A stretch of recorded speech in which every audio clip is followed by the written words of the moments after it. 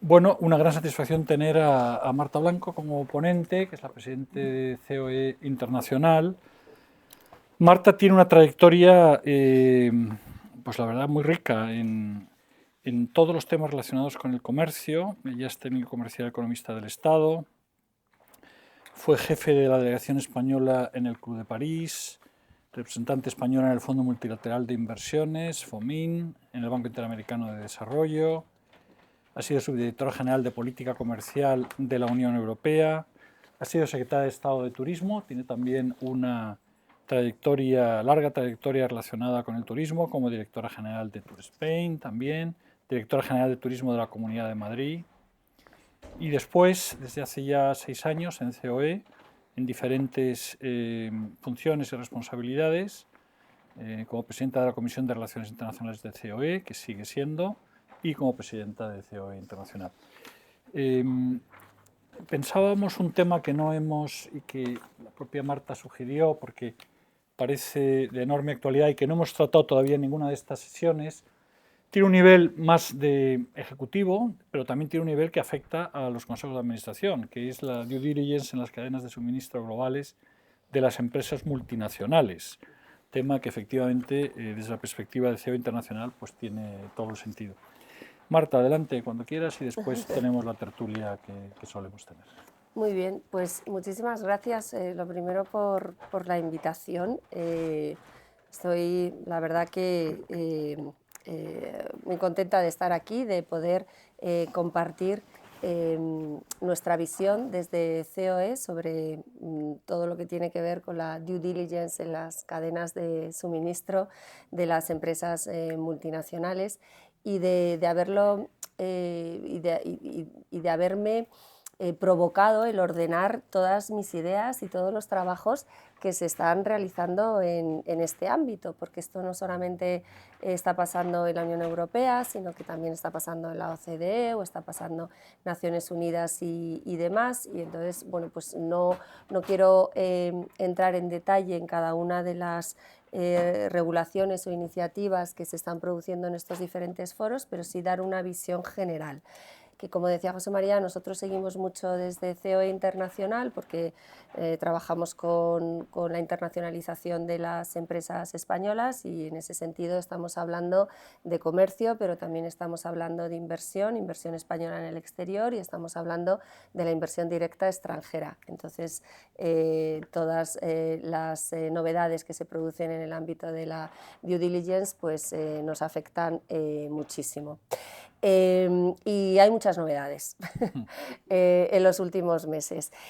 Pero bueno, yo me he traído, normalmente no suelo fijarme mucho en los papeles, pero aquí me vais a permitir que sí que lo haga porque, como decía, he intentado ordenar de dónde venimos y dónde estamos en estos momentos con las diferentes iniciativas para también entender cuáles son las preocupaciones de las empresas según nos hacen llegar en los diferentes foros en los que estamos, ¿no? En España o con nuestros colegas de la Unión Europea, de la OCDE o del G20, ¿no? que trabajamos con empresas de todos estos países y con organizaciones empresariales de todos estos países, ¿no? Entonces, como digo, voy a empezar un poco diciendo cuál es el origen de todas estas iniciativas de due diligence, ¿no? En las cadenas de suministro globales. Y el origen fue en Naciones Unidas, efectivamente, a través de una serie de principios de carácter voluntario. O sea, siempre de carácter voluntario. Principios que no vinculaban jurídicamente, que no vinculan de manera jurídica a las empresas, pero que sí que comprometen a los estados. Y esto luego veremos por qué lo digo, ¿no? Empezó así, de esta manera. Lo primero, pues como decía, son los principios rectores sobre las empresas y los derechos humanos que estábamos comentando antes y que estos principios rectores fueron asumidos por el Consejo de Derechos Humanos en el año 2011.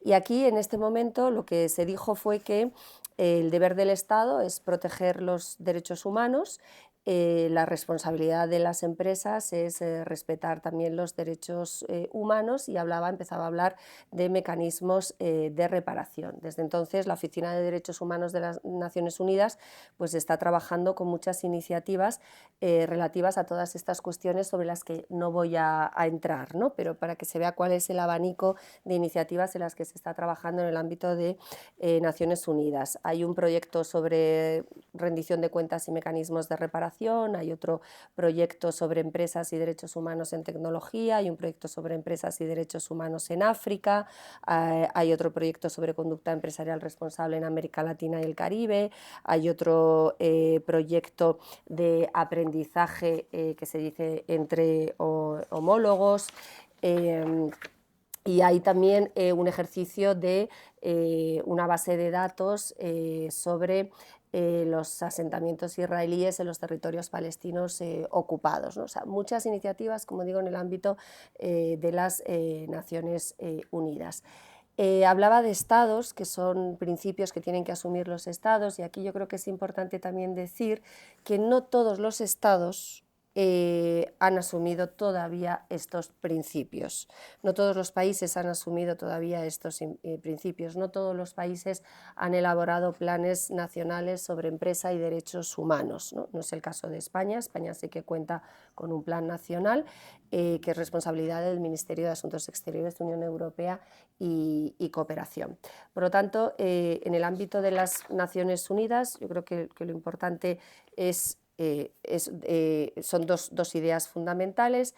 Una, que estos principios rectores comprometen a los estados, no son vinculantes para las empresas, y un segundo punto que decía que es importante es que no todos los estados los han asumido todavía. Y luego veremos por qué. Por lo tanto, primer ámbito de actuación, Naciones Unidas. Segundo ámbito de actuación, la OCDE, con las líneas directrices de la OCDE para empresas multinacionales sobre la conducta empresarial responsable. Es lo que nosotros siempre llamamos como líneas directrices. En este caso, estamos hablando de unas recomendaciones que están dirigidas a los gobiernos y a las empresas multinacionales para fomentar las contribuciones que las empresas pueden hacer al desarrollo sostenible. Por lo tanto, contribuciones de las empresas al desarrollo sostenible. Aquí nos tenemos que ir a 1976. Es en 1976 cuando se introducen estas líneas directrices que han ido actualizándose continuamente. Para hacer frente a los nuevos contextos, ¿no? en los mercados internacionales. La última actualización es de 2023, de las líneas directrices de Naciones Unidas, de la OCDE. Por lo tanto, es bastante reciente. Y además ha sido un proceso que, bueno, es reciente, se ha finalizado, pero ha llevado bastantes años. Y en este punto sí me gustaría hacer una diferenciación entre lo que son los principios rectores, que antes decía, de Naciones Unidas, y las líneas directrices. Los principios rectores se centran sobre todo en los derechos humanos y empresa, mientras que las líneas directrices cubren otros ámbitos, no solamente los derechos humanos, otros ámbitos como son el empleo, las relaciones laborales, el medio ambiente, la lucha contra el cohecho y otras formas de corrupción, los intereses de los consumidores, la ciencia, la tecnología e innovación, la competencia, las cuestiones tributarias. Y además, en la revisión de 2023 se ampliaron todos estos ámbitos al cambio climático, a la biodiversidad, a la tecnología, a la integridad, con una mención a las actividades de lobby empresarial y a la debida diligencia en las cadenas de suministro. ¿Vale? Por lo tanto, se ha ido ampliando el alcance de la OCDE, es mucho mayor que el de los principios rectores.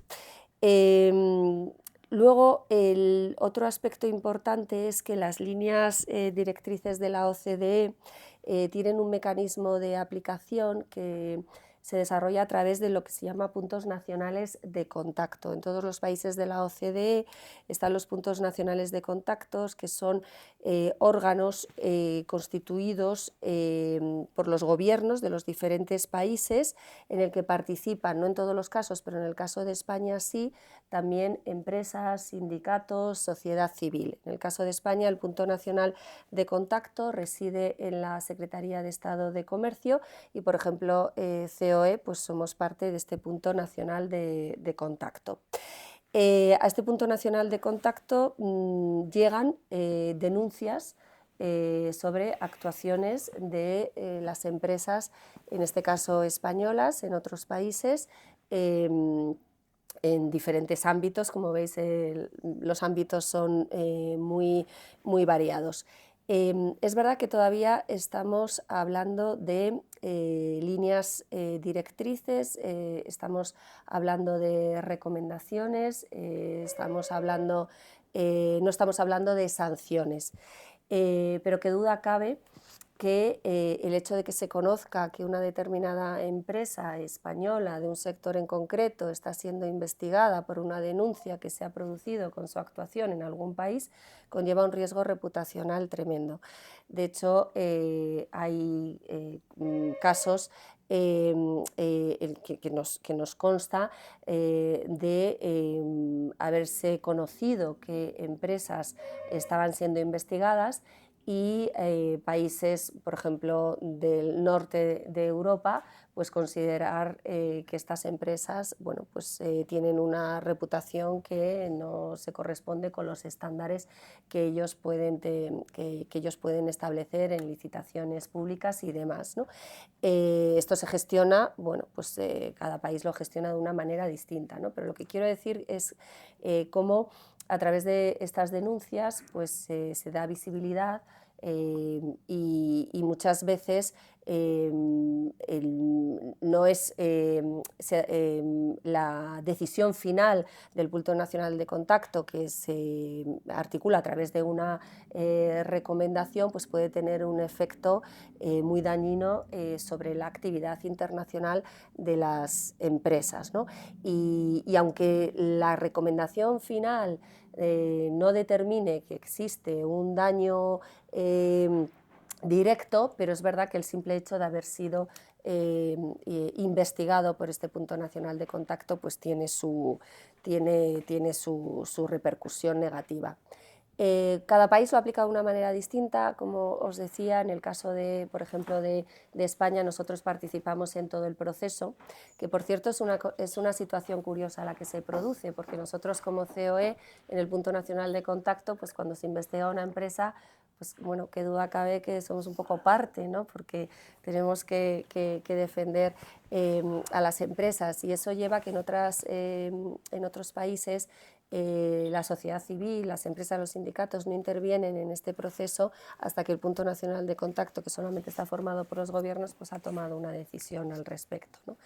Entonces, bueno, a través de la OCDE se publican las denuncias, se publican los casos, y nosotros muchas veces hemos dicho que sería conveniente no publicar el nombre de la empresa, ¿no?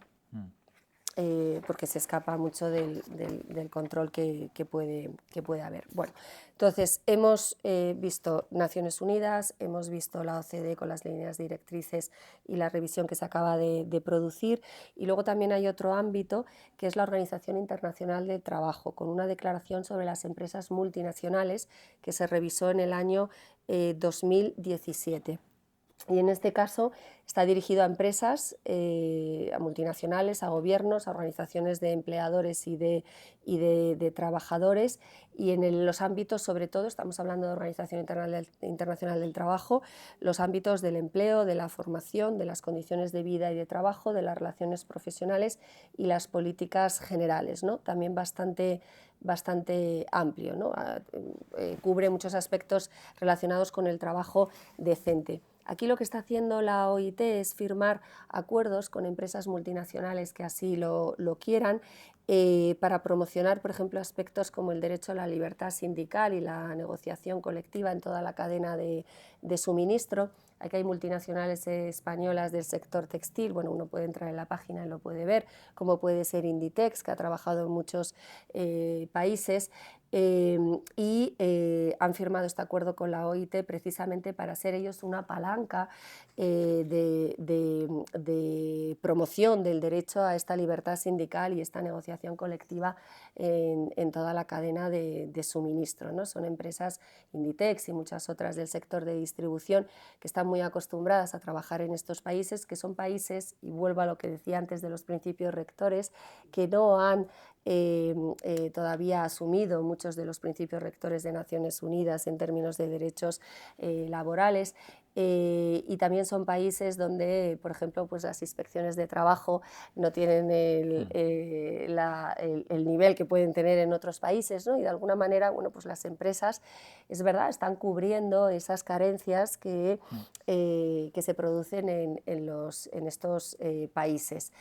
Que eso puede estar bien, pero que veremos que también podemos verlo de otra manera. Está muy bien que las empresas contribuyan, además está muy bien que se diga, porque no se sabe muchas veces cuál es el compromiso de las empresas en estos países con esa gobernanza tan débil, pero al mismo tiempo también es un poco desequilibrado, injusto, el cargar sobre las empresas el cumplimiento de determinadas normativas en los países donde trabajan, al no existir ese compromiso por parte de los estados, ¿no? De los gobiernos. Yo creo que eso también es un punto importante. Además de estas tres áreas fundamentales de actuación más multilaterales, luego los diferentes países, o en el caso de la Unión Europea, también han venido legislando sobre esta materia. No solamente en este ámbito multilateral, sino también de forma más unilateral. Por ejemplo, tenemos una reforma en Estados Unidos de 2010, que lo que exige es a las compañías reportar sobre el suministro de minerales provenientes de zonas de conflicto y demostrar que se ha aplicado una debida diligencia para evitar que la compra de las materias primas haya servido para financiar conflictos armados, por ejemplo, ¿no?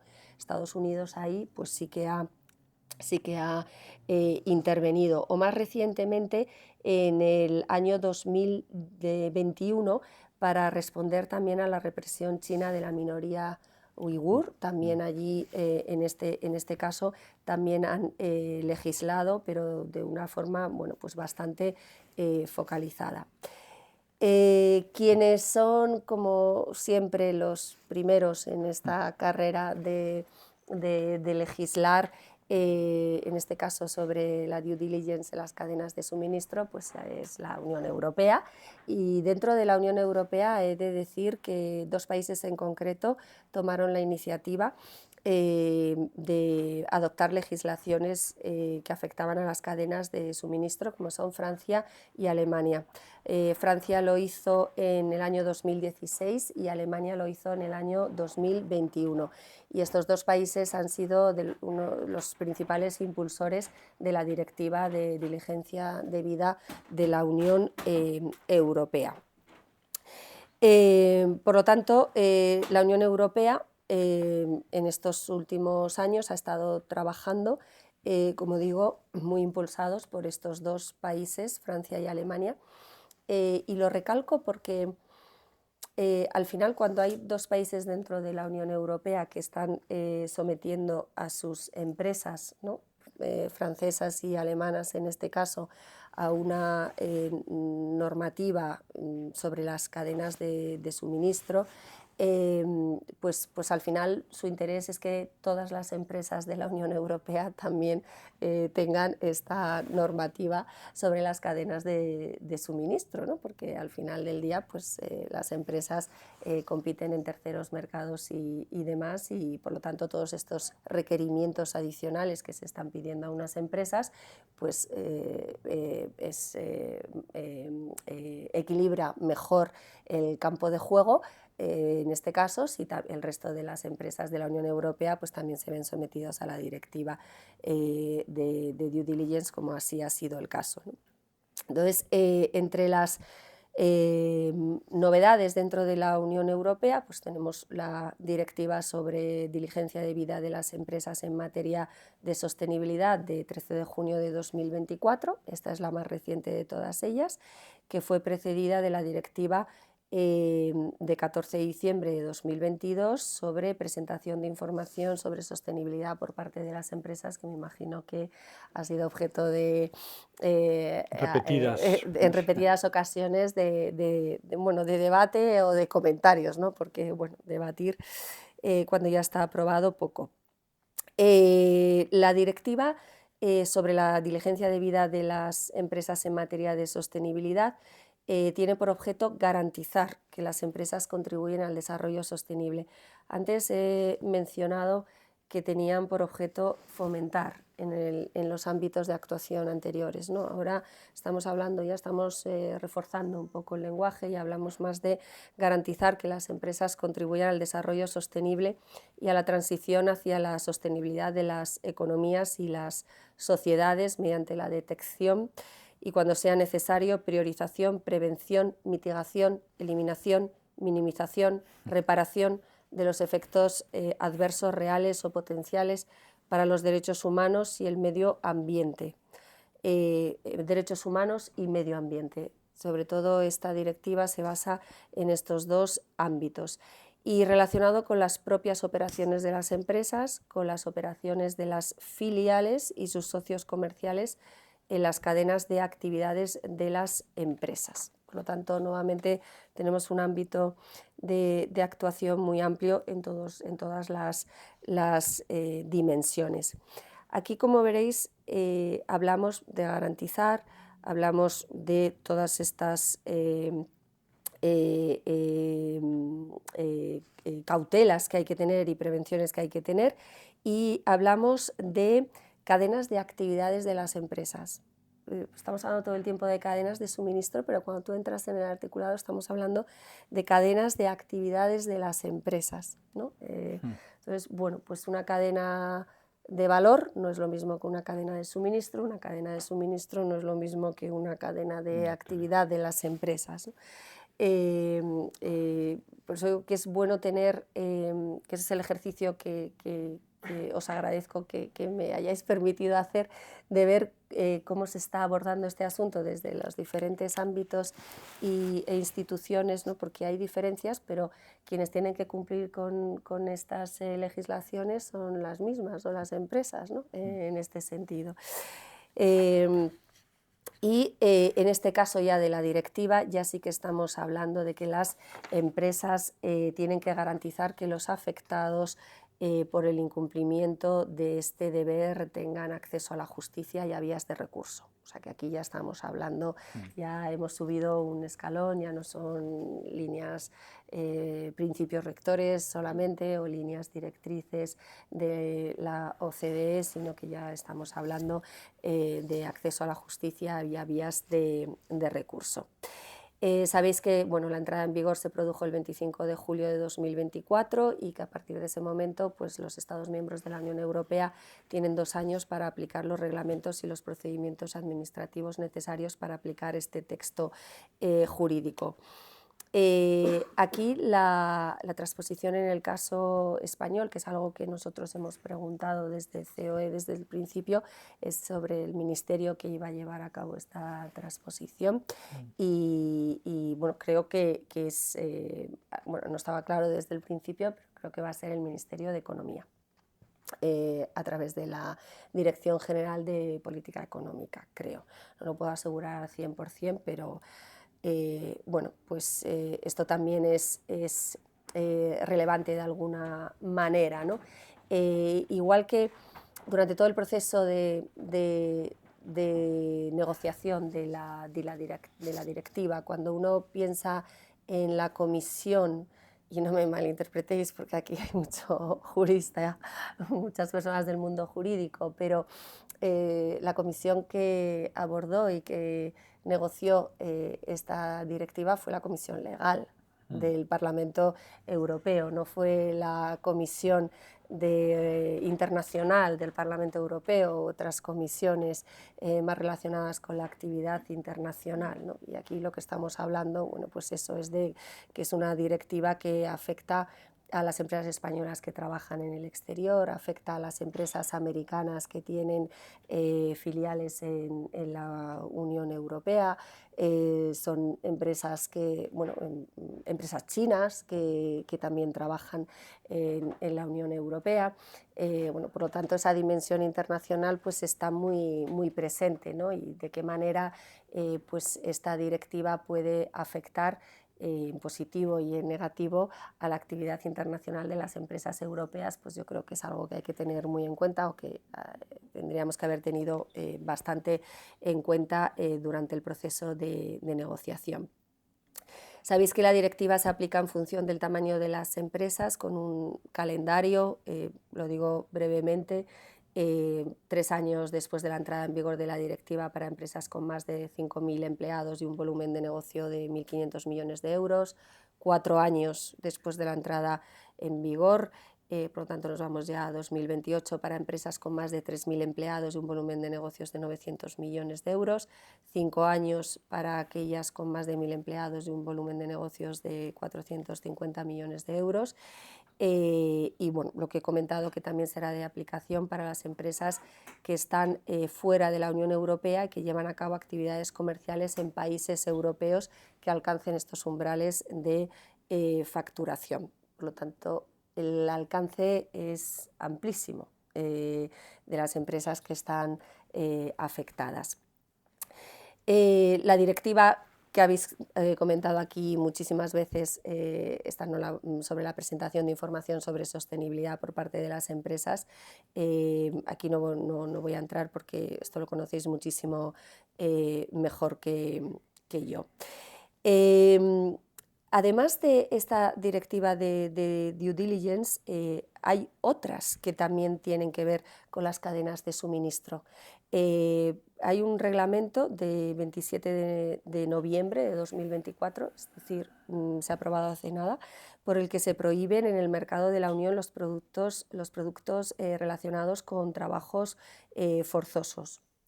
Se prohíbe la comercialización de productos realizados con trabajo forzoso en todo el territorio, en todo el mercado de la Unión Europea. Es de aplicación directa, busca lógicamente erradicar esta forma de explotación laboral en toda la cadena de suministro. Se empezará a aplicar a partir de 2027. Y esto afecta a todas las empresas. Antes hemos ido viendo diferentes umbrales y demás, esta aplica a todas las empresas. Además, hay otro reglamento, este es de 31 de mayo de 2023, que es relativo a la comercialización en el mercado de la Unión y la relativo a la comercialización en el mercado de la Unión y a la exportación desde la Unión Europea de determinadas materias primas y productos asociados a la deforestación y la degradación forestal, lo que llamamos el reglamento sobre deforestación. En este caso, justo estos días, del 16 al 19 de noviembre, de diciembre, se está viendo en el Parlamento Europeo, se está votando un acuerdo para aplazar la entrada en vigor de este reglamento, ¿no? Esto, claro, afecta a muchísimas empresas que están fuera de la Unión Europea, empresas de muchos países de la Unión Europea que están exportando a la Unión Europea y que por lo tanto se van a ver sometidas a toda una serie de un escrutinio para ver si se cumple con este reglamento. Pensemos en todo tipo de empresas, en todo tipo de proveedores y de empresas de estos países que no tienen la capacidad de un día para otro de asumir lo que implica el reglamento, ¿no? De ahí la importancia de pedir un aplazamiento en su entrada en vigor, ¿no? Y en eso esa es la situación, o sea, esa es la discusión que se está teniendo en cuenta ahora. Si se aprueba la suspensión, pues la legislación no se va a aplicar hasta el 30 de diciembre de 2025. Para las empresas de cierto tamaño y el 30 de junio de 2026 para microempresas y pymes. Pero esto sobre todo, como digo, son bueno, pues, todas las empresas que están fuera y luego también las empresas europeas que están comercializando esos productos dentro de la Unión Europea. También hay otro reglamento de 23 de julio de 2023 que es relativo a las pilas y baterías y sus residuos, que también hay obligaciones en materia de diligencia debida aquí en este reglamento, lógicamente relacionado con la necesidad de abordar riesgos sociales y medioambientales. Entró en vigor el pasado 17 de agosto. Y abarca a todos los operadores de la cadena de suministro, a las filiales, a subcontratistas, etc. Este es el abanico de legislación, de reglamentación, de principios que afectan a las empresas que tienen actividad internacional, una cadena de suministro internacional en los diferentes ámbitos de Naciones Unidas, de la OCDE, de la OIT y todos los reglamentos y la directiva de la Unión Europea. Con todo esto, bueno, pues nosotros lo que hemos venido, bueno, no solamente nosotros, yo creo que el propio Draghi, no hay reunión ahora mismo en la que no se hable de Draghi y de Letta, el propio Draghi llama la atención sobre la complejidad de aplicar y de tener en cuenta todas estas legislaciones y todas estas iniciativas, estos reglamentos en la actividad de las empresas, ¿no? Y hace un llamamiento para bueno, ayudar a las empresas en su ejecución, ¿no? Marcha atrás no se puede dar, ¿no? Pero bueno, entonces yo creo que como ya para terminar, yo creo que para nosotros lo fundamental, como ideas generales que hemos ido transmitiendo en todos estos procesos de negociación de las diferentes iniciativas, sobre todo de la Unión Europea, también en las directrices de la OCDE. Bueno, pues he ordenado aquí algunas cuestiones que nos han parecido relevantes. La conclusión fundamental, lo primero es que la conclusión fundamental es que todas las empresas tienen que añadir a los análisis financiero y técnico el de la sostenibilidad en sus cadenas de suministro. Entonces, el análisis de la sostenibilidad es fundamental. De no hacerlo, pues la empresa puede asumir un doble riesgo, ¿no? Que es el reputacional, del que hemos hablado antes, y también el legal en el caso de las legislaciones europeas.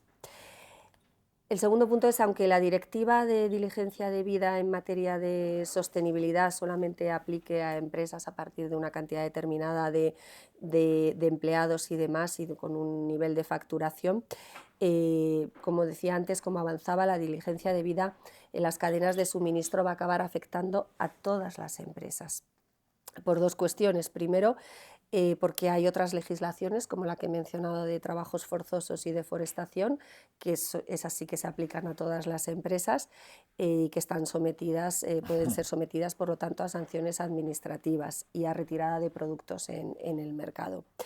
Y segundo, porque las empresas a las que se va a aplicar la directiva de diligencia debida tienen que obligar a sus proveedores a cumplir con estas obligaciones. Por lo tanto, aunque los proveedores no se vean sujetos, pero de manera indirecta sí que se van a ver sujetos a la directiva de diligencia debida.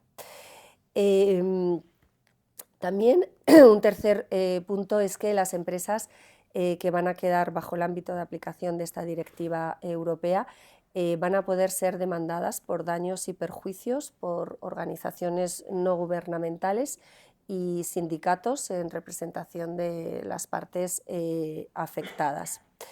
Por lo tanto, aquí insistimos, esto no afecta solo a empresas europeas, sino que también afecta a empresas extranjeras internacionales que están en la jurisdicción europea.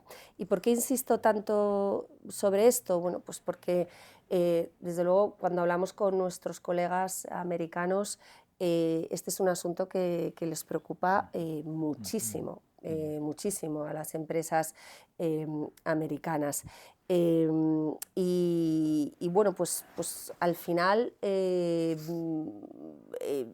yo creo que esa preocupación de las empresas americanas, por ejemplo, sí que va a escalar a la próxima administración americana, ¿no? Yo creo que puede ser un asunto que la administración americana ponga encima de la mesa, ¿no? Y sobre todo conociendo además el perfil transaccional de la nueva administración americana, ¿no? Bueno, estas son cuestiones que bueno, yo creo que sí que son importantes porque no resulta muchas veces fáciles de explicar cómo la actividad de una empresa americana en un país africano, con las características que hemos visto de cuál es la debilidad institucional de estos países y demás, pues pueda ser objeto de una demanda que además llegue a un tribunal de la Unión Europea, ¿no? Bueno, pues son cuestiones complicadas. Luego, además, por cierto, en el caso de Estados Unidos, por ejemplo, os he contado alguna legislación que tenían ellos en particular y creo que en el acuerdo de libre comercio con México y con Canadá sí que han incluido algún capítulo en materia de sostenibilidad, ¿no? Pero no con sanciones y demás. Y luego el caso de China es un caso muy curioso también para las empresas europeas, empresas españolas, pero sobre todo de algún país de la Unión Europea que tiene mucha inversión en China, porque al final esta directiva de lo que va es de tener que dar mucha información sobre la actividad de tu empresa, pero también sobre la actividad de tus socios, de tus proveedores.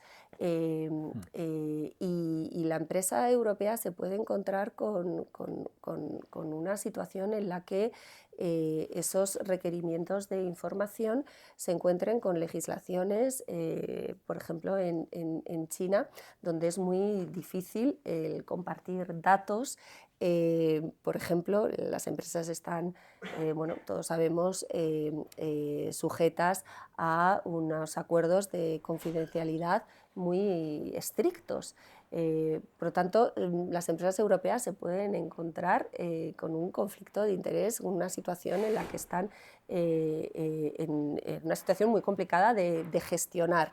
Eso llevado al extremo nos puede llevar a algo que siempre en los ámbitos internacionales decimos, y es el decoupling de verdad, ¿no? Un decoupling que las empresas se vean forzadas a hacer un decoupling. Ahora, como sabéis, bueno, pues, se habla de risking más que un decoupling para mantener la actividad sobre todo de empresas de países como Alemania, por ejemplo, que tienen una gran inversión en China, ¿no? Entonces, bueno, pues se dan situaciones que pueden ser muy complicadas y que nosotros estamos poniendo sobre la mesa, ¿no? Entonces, o que hemos puesto sobre la mesa. Entonces, bueno, considerando todo esto, pues está claro que las empresas tienen que incorporar la diligencia en sus procesos de decisión con el fin de prevenir los riesgos que pueden incurrir al operar en mercados externos o garantizarse el suministro a través de proveedores externos, ¿no? Sobre todo esto lo que consiste en que si hay alguna denuncia, si surge alguna cuestión de este tipo, que las empresas hayan puesto todas las medidas a su alcance para evitar que ocurran estos daños. Por lo tanto, hay que incorporar, hay que integrar esta diligencia debida en las políticas, en los sistemas de gestión para detectar y evaluar los efectos adversos en los derechos humanos y el medio ambiente, que es sobre todo la directiva de la Unión Europea. Esto a lo que nos lleva es a realizar por parte de las empresas un mapeo, que es lo que se hace en muchos ámbitos, de los riesgos potenciales en todos los ámbitos de actividad de las empresas, detectar aquellos riesgos que son más relevantes. Y nuevamente, yo creo que es importante decir que hay empresas, y esto le comentaba antes a José María, yo creo que esta es la primera vez que intervengo hablando de estos asuntos en un contexto más empresarial. Normalmente siempre lo hago en un contexto más de cooperación al desarrollo con ONGs, ONGDs y demás, ¿no? Entonces es bueno que se sepa cómo las empresas están haciendo un gran esfuerzo por detectar estos riesgos, por minimizarlos, por actuar ex ante, y eso muchas veces, bueno, pues no se conoce y no se reconoce, ¿no? De todas maneras, bueno, este mapeo de los riesgos potenciales, pues lógicamente no es una tarea para nada fácil, ¿no? Primero porque muchas veces las empresas tienen un número de proveedores, por ejemplo, ilimitado en una cantidad de países, bueno, pues también cualquier cantidad de países, como se dice en América Latina, que es de difícil gestión, ¿no? Cuando hay empresas que tienen 12.000 proveedores, pues es complicado el asegurar que se cumplen todas estas, que concurren todas estas circunstancias que señala la Directiva de Diligencia Debida, ¿no?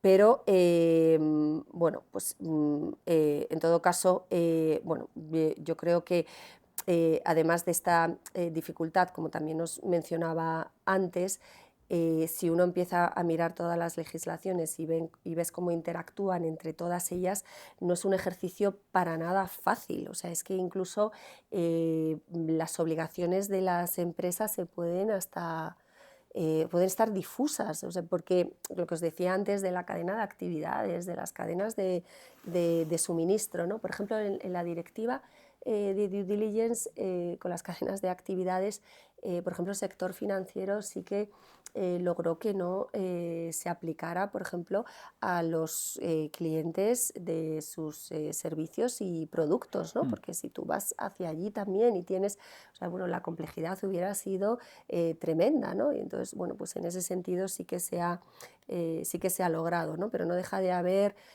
bueno, pues una complejidad enorme a la hora de, por parte de las empresas para identificar exactamente cuáles son sus obligaciones. Y luego, bueno, pues me gustaría comentaros ya para terminar definitivamente, que las líneas directrices de la OCDE también van a empezar a extender su ámbito de actuación en un tema, yo creo que es importante y relevante, como son todo lo que tiene que ver con el seguro de crédito, con los créditos a la exportación de la OCDE. También se va a extender ahí y bueno, y volvemos nuevamente a ese level playing field, ¿no? Que es lo que decimos muchísimas veces, ¿no? de las empresas europeas, en este caso las empresas de la OCDE, sometidas a unas reglamentaciones, en este caso unas directrices, bueno, pues muy estrictas, cuando empresas de otros países que no están sujetos a esta disciplina, bueno, pues tienen más margen, ¿no? Entonces, bueno, pues aquí no hace falta que termine diciendo que el compromiso de las empresas, por supuesto, es con los derechos humanos, con la sostenibilidad, bueno, en fin, con todo lo que hemos dicho, con lo que hemos dicho aquí, pero sí que lo que pedimos es que todas estas legislaciones pues, se apliquen de una manera coherente que se den plazos de adaptación, que se ayude también a empresas que sean más pequeñas, tanto en la Unión Europea como pueden ser los proveedores de las empresas europeas que son pequeñas. Se habla también de asistencia técnica para proveedores, por ejemplo, que están afectados por la deforestación, etcétera, ¿no? Y luego ver las implicaciones que esto tiene en las relaciones de la Unión Europea con terceros mercados. Nosotros tenemos un montón de reuniones con gobiernos y con empresas de otros países y, hombre, pues contentos no están, ¿no? Que no quiere decir que no estén de acuerdo con el fondo, pero contentos, o sea, quiero decir que al final se están poniendo muchísimas restricciones y, bueno, puede afectar a los flujos de comercio y de inversión. Y al final el comercio y la inversión pues genera mucha riqueza, genera mucho empleo. El sector exterior es absolutamente estratégico en muchos países, la economía española es uno de ellos, tanto por parte de comercio como por parte de la inversión que recibimos y la inversión que hacemos en el exterior. Y bueno, pues pedimos que tener ese diálogo permanente con los gobiernos, con las organizaciones, las instituciones que están legislando, para que también se tengan en cuenta, bueno, pues todas estas cuestiones y que la legislación pues sea también, o sea, no vaya en detrimento de la actividad internacional, en este caso de las empresas españolas. Muy bien, pues muy interesante, Marta, porque verdaderamente, aparte del resumen de efectivamente una cuestión que es muy enmarañada desde el punto de vista regulatorio, pues lo has aplicado a la situación de las empresas españolas y desde la COE. Vamos a empezar un poquito la conversación. Yo te quería empezar preguntando, claro, por un lado tenemos este problema de la sobreregulación, del efecto perjudicial que ello puede tener para el comercio y la inversión. Por otra parte, tenemos lo que se ha llamado el efecto, el Brussels Effect, ¿no? El efecto Bruselas, es decir, la capacidad de la Unión de ser el primero a la hora de regular nuevos ámbitos y, por tanto, tener una capacidad de atracción en algunas áreas. Lo hemos visto en protección de la intimidad, de datos personales, lo hemos visto en inteligencia artificial, que tiene efectivamente todo el elemento negativo de regulación, pero también es verdad que la Unión Europea está siendo ahí pionero. O sea, mi pregunta en realidad va en dos direcciones. Por un lado, ¿por qué las empresas americanas, etcétera, ven o cuáles son los argumentos que están utilizando y, digamos, en contra de la legislación europea? Pero sobre todo, ¿dónde está el punto de equilibrio? Porque claro, está muy bien que seamos pioneros, pero por otro lado a veces nos pasamos. Lo hemos tenido en el tema de la regulación verde, digamos, en relación con los coches, lo estamos viendo, las dificultades que esto está planteando para la industria automovilística en toda Europa, los problemas que está planteando para países tan centrales como Alemania, y empieza a haber un cierto cansancio respecto a la regulación europea, pero que por otro lado pues nos da ese margen, digamos, de pioneros en el mundo, ¿no? Desde COE y desde tu posición personal o opinión personal, ¿dónde está el equilibrio en cada caso, ¿no? ¿Cómo encontrar ese punto de...? Pues vamos, yo lo llevo sobre todo al ámbito internacional, que es el que a mí más me afecta, ¿no? Y, bueno, en tu pregunta está la respuesta. O sea, la respuesta es encontrar el equilibrio. Porque por supuesto que necesitamos regulación. ¿Cómo no vamos a necesitar regulación? Claro que necesitamos regulación, ¿no? Entonces el equilibrio está en ese punto intermedio entre una legislación que te permite ser menos vulnerable, que te permite ser más resiliente, sobre todo en estos momentos actuales de gran incertidumbre, pero que no merma tu competitividad. Porque al final tenemos que seguir siendo competitivos para competir, y tenemos que ser competitivos y tenemos que ser atractivos para la inversión extranjera, ¿no? Entonces, claro, ese equilibrio pues no es fácil, y luego además también ese equilibrio pues a lo mejor no es entendido de la misma manera por todos los Estados miembros, ¿no? Que eso también puede generar una dificultad adicional, ¿no? Entonces, bueno, yo creo que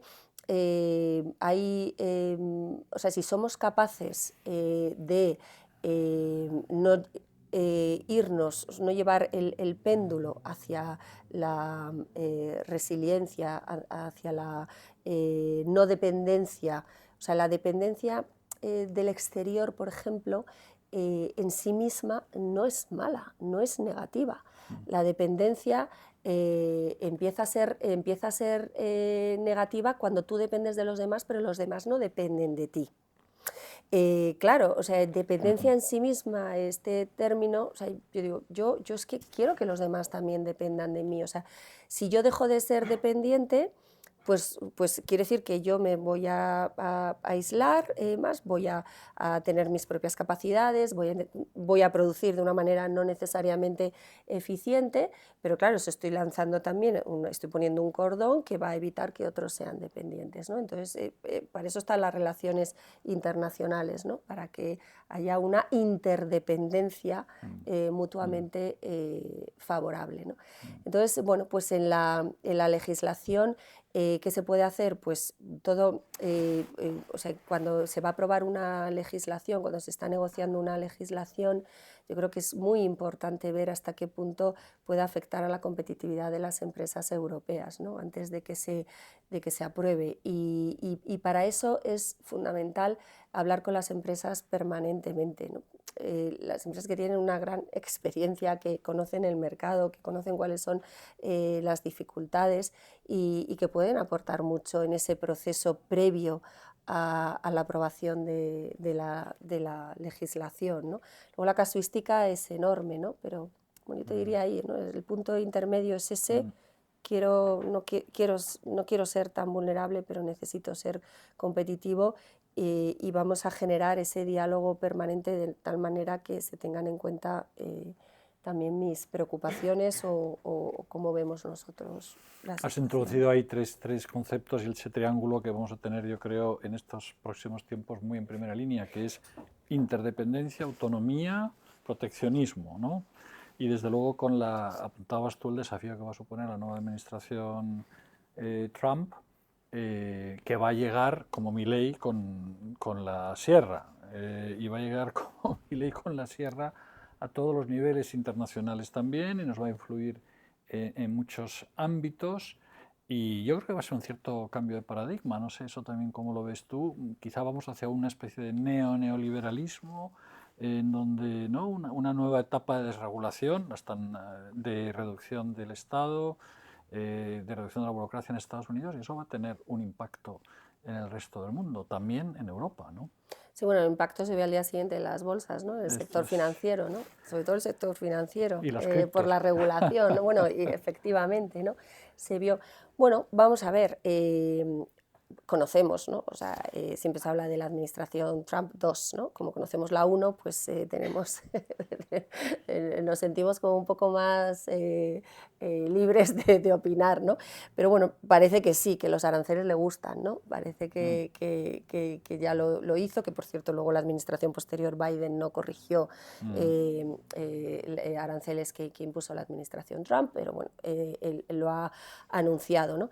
Y entonces ahí, bueno, pues ahí claramente vamos a ver, nosotros vamos a seguir defendiendo que esto no puede no puede desembocar en una guerra arancelaria.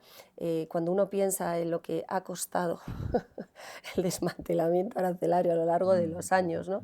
y todas las oportunidades que se han generado gracias a este desmantelamiento, ¿no? Lo vemos, por ejemplo, en el caso de Unión Europea-Mercosur, por ejemplo, ¿no? Que también es otro hito importante del que también podemos hablar.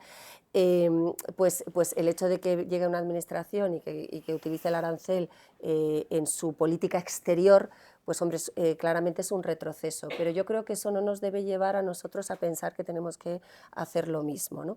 Ahora bien, ahí vamos a tener una prueba de fuego, porque, y yo creo la primera en la frente vamos a tener, porque si de verdad, o sea, si al final de la manera que sea, ¿no? Un arancel universal o discriminatorio solamente con aquellos países con los que yo tengo un déficit exterior, que esto es muy gracioso, ¿no? Porque hablamos de la unidad europea y cuando tenemos conversaciones así los europeos ay, por cierto, yo tengo superávit, yo tengo déficit, no, no, conmigo no, porque conmigo tiene superávit. Esto va de que la Unión Europea reaccione frente a Estados Unidos con unidad, ¿no? Porque si cada uno vamos hablando de nuestra situación particular, entonces, bueno, yo creo que ahí va a haber que negociar. O sea, y se van a poner a lo mejor encima de la mesa otras cuestiones que a Trump, a la administración, le van a interesar. Ellos van a ponernos los aranceles, nosotros tendremos que poner encima de la mesa algo que a ellos les interese también, y bueno, pues lo que hablábamos de una relación más transaccional, pero yo creo que nosotros tenemos que seguir insistiendo, la Unión Europea, porque al final del día yo creo que eso va a ser positivo, en que esto no va de aumentar los aranceles, porque al final los efectos van a ser muy perjudiciales, como se ve, como la realidad lo demuestra continuamente, ¿no? Entonces, yo creo que la Unión Europea tiene que jugar la baza de negociar con Estados Unidos. Tenemos que potenciar las pocas herramientas que tenemos, por ejemplo el TTC, el Trade and Technological Council, con Estados Unidos. Yo creo que es un instrumento que tenemos que utilizar más, nuevamente poner encima de la mesa aquellas cuestiones que le pueden interesar más. Due diligence es una cosa, por cierto, que le va a interesar. Y si no es posible llegar a un acuerdo, pues la Unión Europea tendrá que reaccionar. Yo no creo que, porque eso también es un debate que estamos teniendo, ¿no? Ya estamos poniendo la venda antes, ¿no?, de la herida, ¿no? Si al final se imponen aranceles, ¿qué hace la Unión Europea, ¿no? Intenta disuadir, intenta persuadir, pero al final del día tendrá que también actuar, ¿no? Y ahí cómo reaccionamos de una manera unida la Unión Europea. Yo creo que eso va a ser interesante. No todos los países van a verse afectados de la misma manera, no todos los países de la Unión Europea tienen el mismo nivel de comercio con los Estados Unidos. Nosotros tenemos muchísima inversión, pero no tanto comercio. Ahora tenemos un déficit por el gas natural licuado que estamos comprando a Estados Unidos, pero tenemos superávit en servicios. Lo que pasa es que los servicios no les afecta a los aranceles, por lo tanto en ese caso es positivo, pero hay países con un enorme comercio con Estados Unidos, como puede ser Alemania. Alemania y además tiene un superávit considerable con Estados Unidos, por lo tanto Alemania se vería influido, pero si Alemania se ve perjudicado, nosotros también, porque al final Alemania es un socio comercial fundamental para España, ¿no? También se habla de el desvío que puede producir si Estados Unidos también impone aranceles a China, ese comercio de China, que ya es bastante generoso, las exportaciones chinas hacia la Unión Europea, pues puede generar todavía más tensión, más presión sobre el mercado de la Unión Europea. Ahí, durante estos años, también hay que recordarlo, nos hemos nutrido de una serie de instrumentos que también permiten protegerse ante situaciones que no son compatibles con la OMC y demás, ¿no? También son una serie de herramientas que de las que nosotros tendremos que hacer uso, llegado el caso que para eso se han negociado y se han aprobado, ¿no? Entonces, bueno, pues todas estas cuestiones yo creo que nos van a poner en una situación, bueno, la que nos van a poner a prueba también a la Unión Europea, ¿no? Y nosotros abogamos por evitar esa guerra comercial y, como decía, por la unidad de acción frente con Estados Unidos, ¿no?, que es un socio privilegiado de la Unión Europea y de España muy en particular, sobre todo en términos de inversiones. El volumen de inversión española en los Estados Unidos es elevadísimo. Estamos hablando de 85.000 millones, bueno, depende del dato de stock que cojas, y de 100.000 millones de inversión americana en España, ¿no? Tenemos un flujo de inversión espectacular. Pues, bueno, pues es un socio muy importante para la Unión Europea y para España. Muy interesante. Bueno, aquí tienes gente, exparlamentarios europeos, expertos en materia de derechos humanos y empresa, como puede ser Alberto, y empresarios, emprendedores, en fin, una variada gama. O sea que, ¿quién se anima a preguntar? Alberto y Carlos. Sí, Alberto, adelante. Bueno,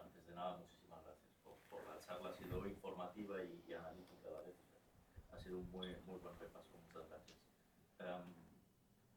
A mí me preocupa un poco la administrativización de las sanciones con la CS3D, con la Directiva de Diligencia de Sostenibilidad, que une derechos humanos, medio ambiente, y luego yo creo que al final encontraremos soluciones técnicas para rastrear las cadenas de valor. Bueno, hay empresas incluso que, como Patagonia, con QRs, con bloques de blockchain, o sea, al final están haciendo un trabajo muy interesante, muy innovador. Pero el problema son las quejas.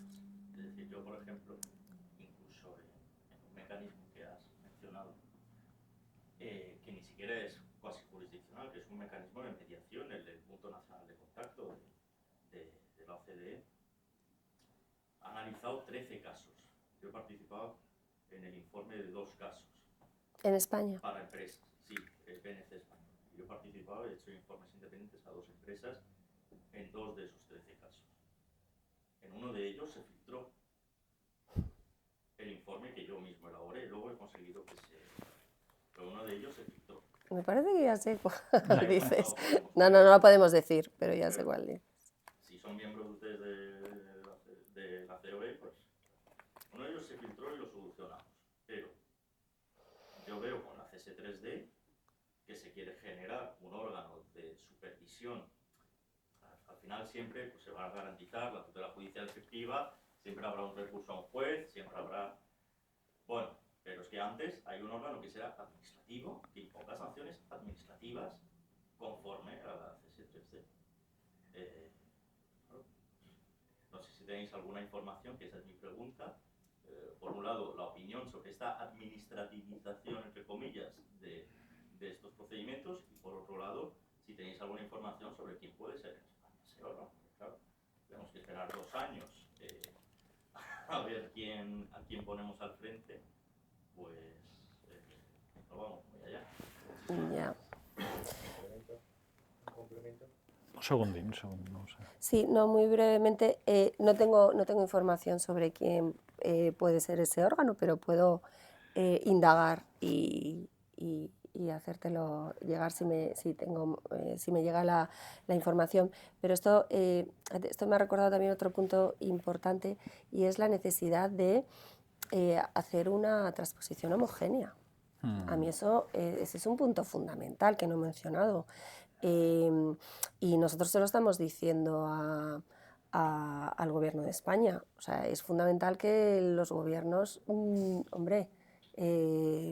hablen a la hora de transponer esta... Ya lo han hablado mucho durante la negociación y la elaboración pero es absolutamente fundamental que sea homogéneo, porque estamos hablando que esto puede afectar a la inversión exterior. O sea, quiero decir que ahí hay que tener también hay muchísimo cuidado, ¿no?, con esa transposición homogénea, pero sobre lo de si se sabe ya por dónde puede ir, pues lo voy a preguntar. Yo no tengo esa información ahora. Antonio, ¿quería añadir algo? Sí. Esto mismo, la crítica a la administrativización del procedimiento de control, yo no se me había ocurrido, pero enlaza con los miembros con los que se ha construido la directiva, porque a partir de lo que he estado escuchando, y sorprendentemente para mí, que se haya tratado de una comisión legal la que la haya redactado, está trufada, absolutamente trufada de conceptos jurídicos indeterminados. Y eso de la mano de una administrativización que puede imponer sanciones administrativas es dramático para cualquier empresa. Porque incluso dices, pues luego lo llevo a un juez. Bueno, ¿con qué plazos para resolución? Y el daño reputacional, El suyo, el daño reputacional, es un concepto jurídico indeterminado. Vaya por delante. Eso es... Ya está. Si digo más, me caliento. Sí, pero eso, o sea, esa difusión, ¿no?, de la que hablábamos, esos conceptos jurídicos indeterminados, que yo lo decía de otra manera, ¿no?, que genera mucha incertidumbre. Mucha, exactamente. Y es verdad que también es un campo de juego para no ser leal con la aplicación de la norma o para encontrar mecanismos para eludir la propia norma. vaya por delante que yo preferiría que como norma no existiera. Pero es una opinión muy personal. Carlos Carnero, yo creo que querías comentar. Sí. María, y muchas gracias, Marta, por tus explicaciones. Precisamente por lo que dices, la Comisión tiene cada vez más a proponer reglamentos, no directivas.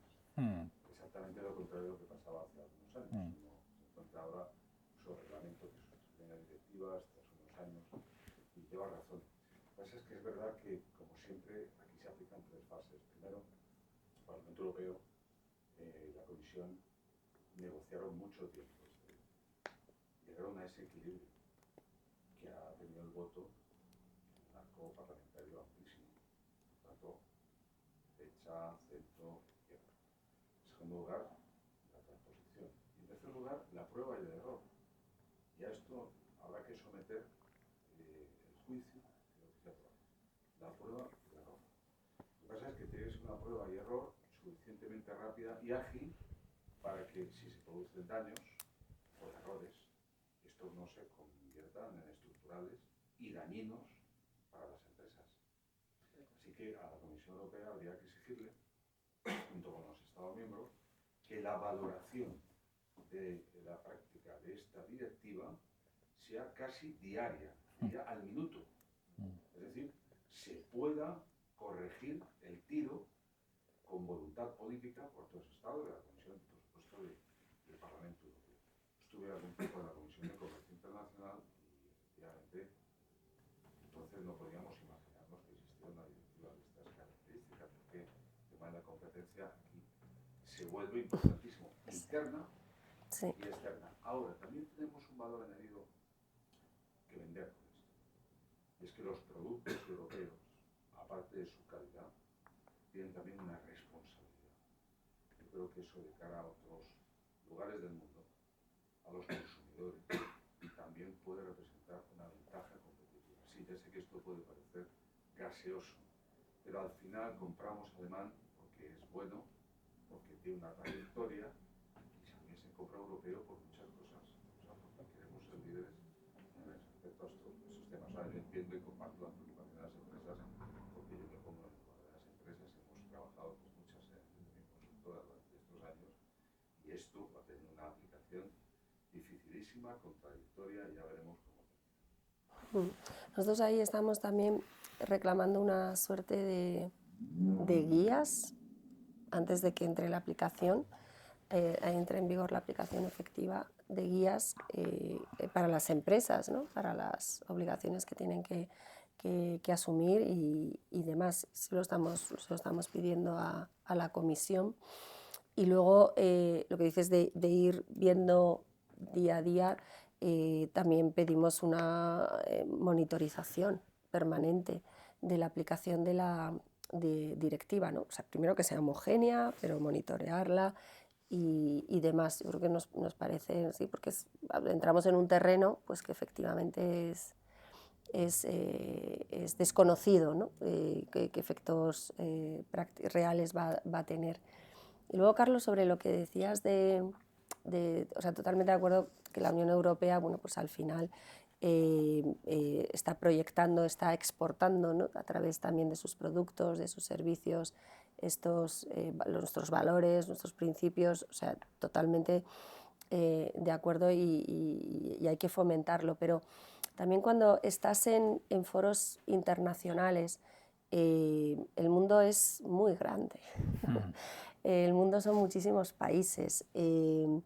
Está la Unión Europea bastante sola muchas veces en estas discusiones internacionales, porque ni siquiera otros países occidentales se suman a la Unión Europea, ¿no? Por ejemplo, recientemente hemos tenido discusiones en el marco del G20, las empresas, ¿no? Las organizaciones empresariales, que lo llamamos Business 20, B20, y ahí, por ejemplo, con el CBAM, no podemos estar más aislados. Y cuando digo aislados, digo, por supuesto, que ni Estados Unidos, ni a lo mejor algún país occidental puede ir en esta línea, pero muy, muy aislados, ¿no? Y no digo que eso nos lleve a retroceder, pero sí creo que nos tenemos que poner también en el lugar de los demás, ¿no? Porque al final las conversaciones también tienen lugar en estos ámbitos. También Brasil tiene cosas que decir, India tiene cosas que decir, China tiene cosas que decir, en fin, Sudáfrica, ¿no? Y bueno, pues yo creo que también la Unión Europea debería, en ese sentido, por supuesto, defender su política de proyectar sus valores, sus principios. Yo no digo que no, todo lo contrario, pero también escuchar un poco, porque si no, la agenda internacional llegará un momento en que no la marquemos nosotros, por mucho que nos empeñemos.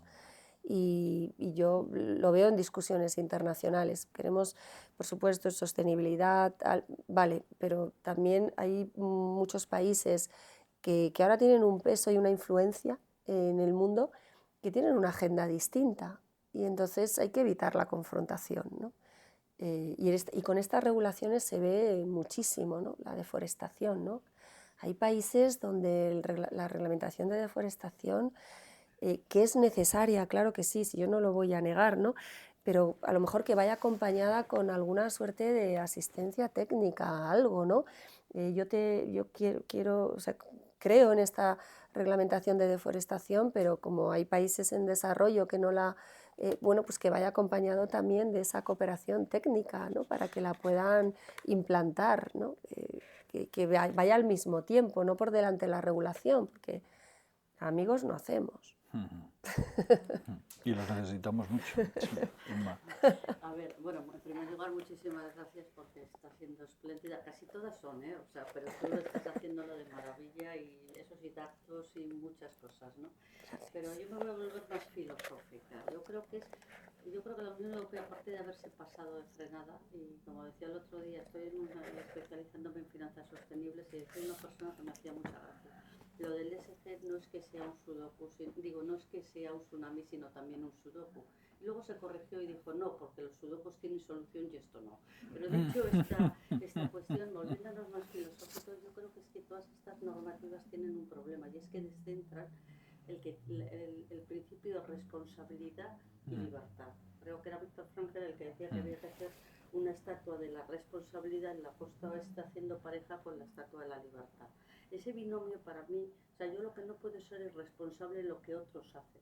Y precisamente en la charla de hoy, vamos, es un yo genérico, en la charla de hoy es todo el tema de la cadena de suministro, la directiva de diligencia de vida, más lo que tú has dicho, cadena de actividad, tal y cual. Y yo creo que es que el problema es que estamos endosando al empresario la responsabilidad del Estado. El que tiene que vigilar es el Estado. O sea, sé que es bastante obvio, pero a veces lo obvio se nos pasa. Realmente la Unión Europea no sé de qué saca tanto pecho diciendo que es pionero de qué, de haber trasladado esa responsabilidad. Tendrían que ser los Estados miembros quien vigilen, pero no las empresas que hagan la labor del Estado. Un poco también en lo que decía anteriormente de la administracionalización. Entonces, en cierta medida, para mí, el problema es más de fondo, es que el principio es errado. El principio es que estás endosando a la empresa lo que no es su misión. Punto número uno. Y luego, punto número dos, y ya con esto acabo, que yo me enrollo mucho. Ayer era, no sé si el exministro, o sea, el gobernador del Banco de España, que por lo visto ayer se enteró que la regulación de los alquileres podía tener ese efecto boomerang. Pues cuando era ministro, por lo visto, no se daba cuenta, pero ahora que es gobernador del Banco de España se ha dado cuenta de ese efecto boomerang, de que, claro, los alquileres están subiendo por ese intervencionismo. Pues yo creo que también la Unión Europea, habiendo legislado tanto, claro, está detrayendo muchísimos recursos económicos de las empresas que no están yendo a la actividad productiva. Por lo tanto, eso está siendo, a mi entender,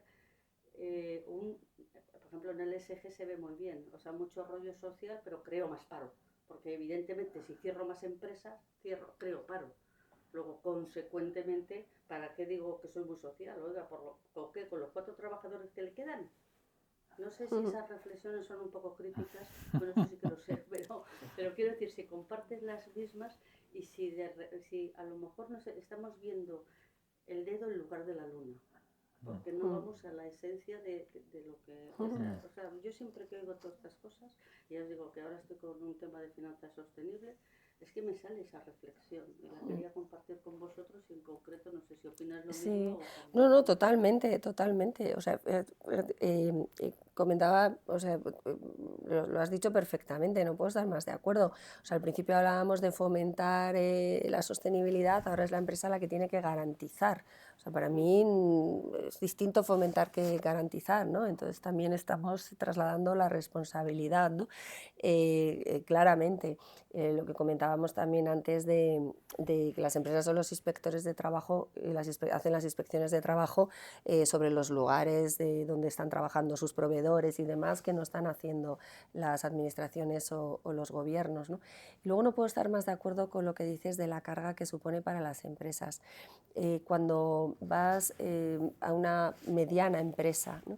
y la visitas, ¿no? Estás allí, vas y ves su fábrica, su producción, cómo están en el negocio del día a día, este pedido que se ha quedado en el canal de Suez, el otro que no llega a no sé dónde, que de repente tienen que llegar a un sitio lejano de Alaska donde tienen, bueno, yo qué sé, y cómo van...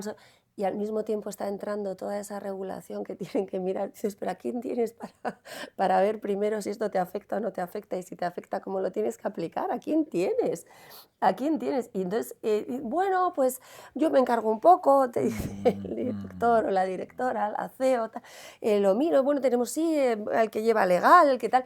Pero claro, realmente esta gente está a resolver esa incidencia que está en Alaska, que no le llega lo que sea y que tiene que a su cliente ponerle el suministro inmediatamente, ¿no?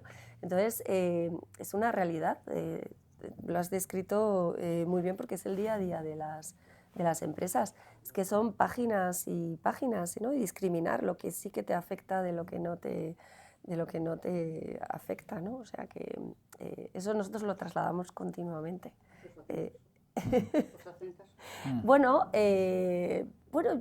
yo creo que todo suma, ¿no? Yo creo que al final si estás insistiendo, ¿no? Como dice muchas veces Antonio Garamendi, ¿no? Que la regulación pues es más alta que la Sagrada Familia de Barcelona si pones todas las hojas de un año y tal, ¿no?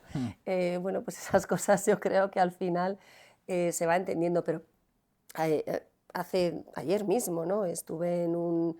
O sea, no todo el mundo comparte esto, ¿no? Bueno, pues en un almuerzo cerrado, Chatham House Rules, tal, bueno, todas estas cosas y tal.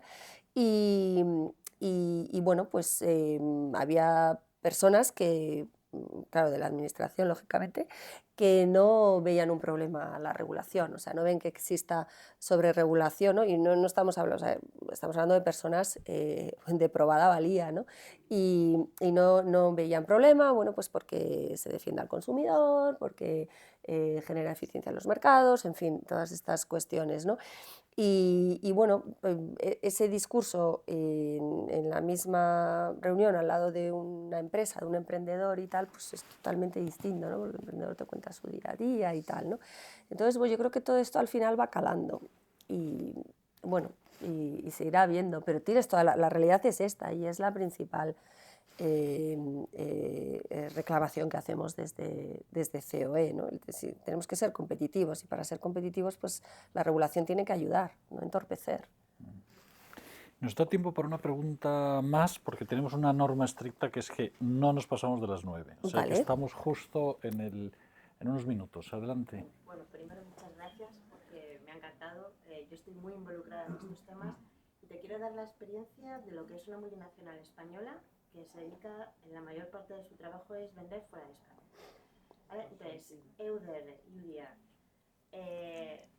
hoy se acaba de aplazar al año que viene, a 30 de diciembre del 2025. Llevamos un año en mi multinacional adaptándonos a la normativa. Mi empresa se dedica al cacao. Entonces, nosotros tenemos que comprar cacao, os imagináis dónde viene el cacao, tienes que trazar de dónde viene el cacao para luego vendérselo a tu cliente. El problema no es que no cumplas con la regulación, el problema es que si tú no cumples con la regulación, tu cliente no puede comprar el producto porque tu cliente no puede venderlo. ¿Vale? Entonces, punto número 1. Cuando yo les decía a mis compañeros, no os preocupéis de las multas, ya llegaremos a ellas. Lo más importante es que el cacao sea trazable, porque si no, nadie nos va a comprar el cacao. Mi producto, el que yo fabrico.